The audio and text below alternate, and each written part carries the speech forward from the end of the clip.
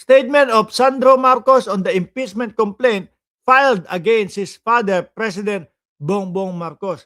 In view of the impeachment complaint filed against President Ferdinand Marcos Jr., who is my father, no, I have decided to formally recuse myself from all discussion, deliberation, and proceeding of the House Committee on Rules insofar as these complaints are concerned.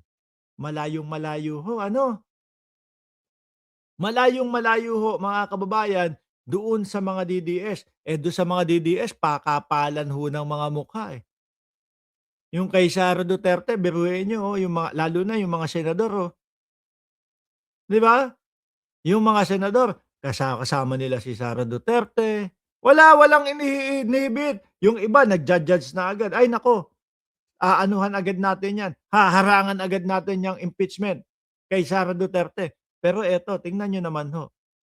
Delikadesa, delikadesa, delikadesa. Ganyan ho, mga kababayan.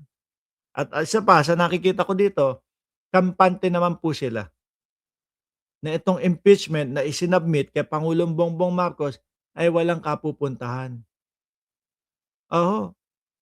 Hindi ko lang maintindihan doon sa ano, doon sa doon sa Makabayan Block. Anong trip nila? Sinampahan nila ng impeachment si Pangulong Bongbong Marcos. Ang gusto nilang pumalit, yung Vice Presidente. Malamang sa alamang ayaw din nila dun. Di ba? Malamang sa alamang ayaw din ho nila dun, mga kababayan. Kaya wala hong patutunguhan ito.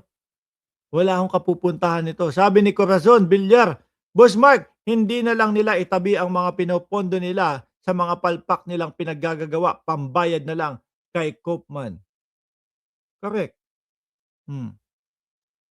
Biruin niyo ho, ayan anak ng Pangulo nag-inhibit na ho. Wala tayong masasabi diyan. No? Pero kung sa mga Duterte yan, naku, magpapakamatay pa yung mga yan ho. Para lang hindi ma-inhibit, para maidepensa nila si Vice Presidente. Ganyan ang kaibahan ho. Ganyan ang kaibahan no. Ito. Ipakita ko ng mabilisan sa inyo mga bossing, no? Ipakita ko sa inyo ng mabilisan etong kay etong grupo nila Chavit Singson. Dagdag ko lang, yung impeachment complaint is actually a people's complaint. Okay. Yun lang. So, naputik naman itong mga DDS na to. Wala kasi kayong endorser na congressman. No, yung kanila, ano sabi nila? House of the People daw. House of the People, hindi na House of Representatives. So, tapos ito naman, tayong mga nananahimik ho sa mga bahay-bahay natin, magiging kasali. Magiging people's complaint daw ho yung isinusulong nila. Nak ng putik naman tong mga to talaga. Dadagdag ko lang, yung impeachment complaint is actually a people's complaint. Okay. Yun lang. So, hindi kailangang pigilan ang reklamo ng taong bayan. It's a people's complaint. Hindi kami kasali dyan. No, kayo-kayo lang yan. It's a constitutional process na nasa constitution natin na pinoprovide para sa ating lahat. Malungkot si Chavit. Napansin ko lang, doon sa gilid, malungkot si Chavit. Mukhang wala. Sabi siguro, isip-isip ni Chavit, mukhang talaga matutuluyan ako dito. Kung kailan ako tumanda, doon ako makakalaboso. So, ako naman, wala na akong idadagdag. Okay na yun. Ano mo masasabi niyo hindi tinanggap yung impeachment complaint? Sino? Hindi tinanggap. Hindi, yun nga. Sa hindi pagtanggap nila, it is not only a violation of the rules, but Brad, oy! Isa ka pa No? Nung araw na pinuntahan nyo, pumunta kayo dyan sa Congress, dyan sa opisina, no? Wala dyan. Kanina nakita ko sa balita, yung sa Makabayan Block, tinanggap na.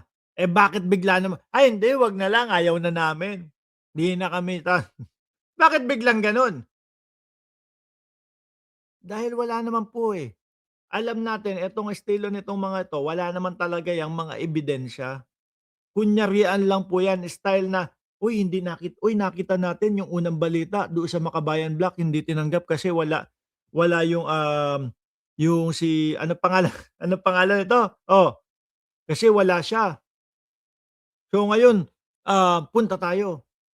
Para isipin ng mamamayang Pilipino na, "Oh, tingnan mo, pinupulitika tayo." Hindi tinanggap yung impeachment complaint. Ngayon, puwede niyo nang ipasa, i-submit, isumite yang mali-mali yung nakamaleta na pinapangalandakan ninyo. Bakit umayaw na kayo? Dahil huli, nawala naman din po. Walang kung ano-ano. Naku, eto na, sinusundo na ako. We're going na? We're going na? Ha? O say bye na, say bye na sa kanila. Oh, mga kababayan, magpapaalam na ako, sinusundo na ako. Say bye-bye. Bye! Say paalam. Paalam. Ang galing! Ulit. One more. Say it again, say it again. Oh, paalam. Paalam. Oh, marunong mag-Tagalog, O, paalam. Bye-bye. Tuta, Oh, sige.